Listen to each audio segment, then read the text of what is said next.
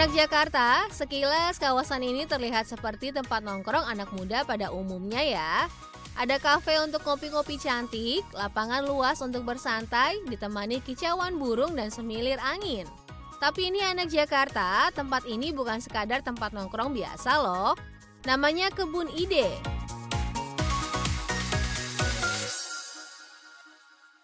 Walaupun letaknya bukan di tengah kota, anak Jakarta bisa bersantai di Kebun Ide dengan menempuh perjalanan selama kurang lebih 30 menit melalui tol Jor. Seperti apa ya teduhnya Kebun Ide? Yuk ikuti tim Jakarta kali ini.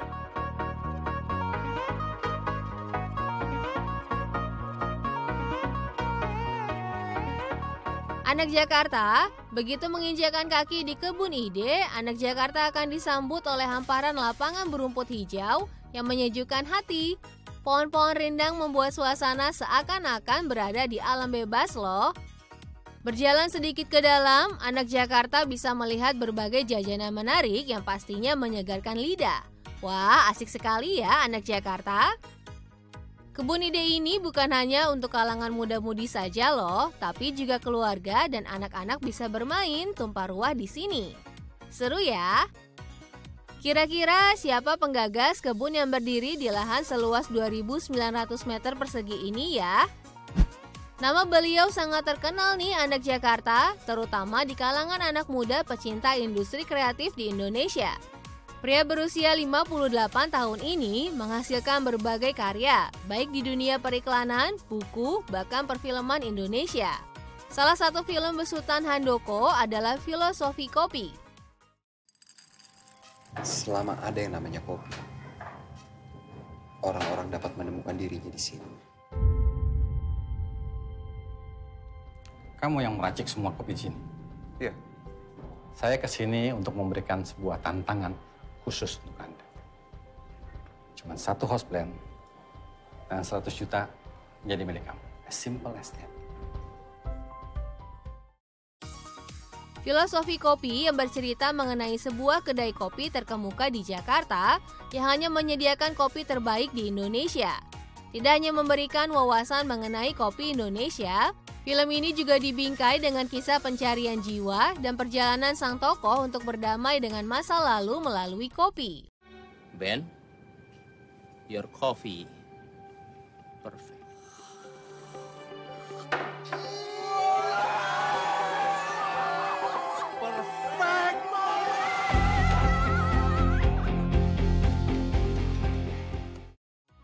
Selain beragam karya yang bisa dinikmati anak Jakarta, Handoko juga menciptakan ruang terbuka bagi siapa saja untuk berkreasi, dan Kebun Ide adalah salah satu ciptaannya. Handoko mendapatkan ilham menciptakan Kebun Ide saat melahirkan salah satu bukunya yang berjudul Green Gardener. Berdirinya Kebun Ide memiliki makna mendalam bagi Handoko Hendroyono. Melihat Jakarta dan kota-kota di sekitarnya yang kini dipadati hutan beton, membuat Handoko prihatin akan minimnya alam bebas bagi banyak orang.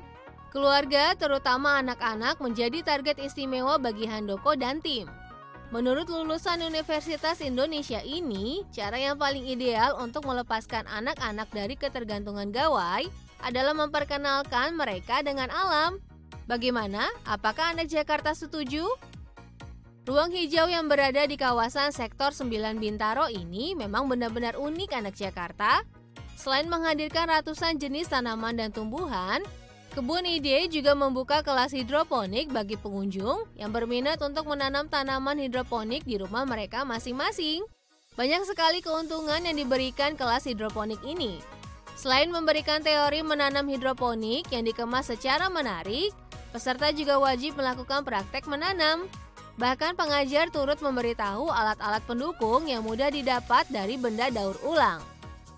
Terlebih lagi, peserta bisa menikmati langsung sayur mayur yang tumbuh di Kebun Ide. Salah satunya adalah salad. Enak sekali ya anak Jakarta. Tidak sampai di situ, pengunjung juga bisa merasakan es krim, gelato, dan beragam minuman segar. Salah satu yang paling unik adalah menu pencuci mulut yang terbuat dari pakcoy atau yang biasa disebut sawi sendok. Beragam sayuran yang menjadi bahan pembuatan es krim, gelato maupun minuman segar didapat dari kebun hidroponik di tempat ini. Anak Jakarta, selain tempat bersantai, di dalam kebun ide juga terdapat sebuah ruang yang Instagramable untuk anak Jakarta berfoto ria.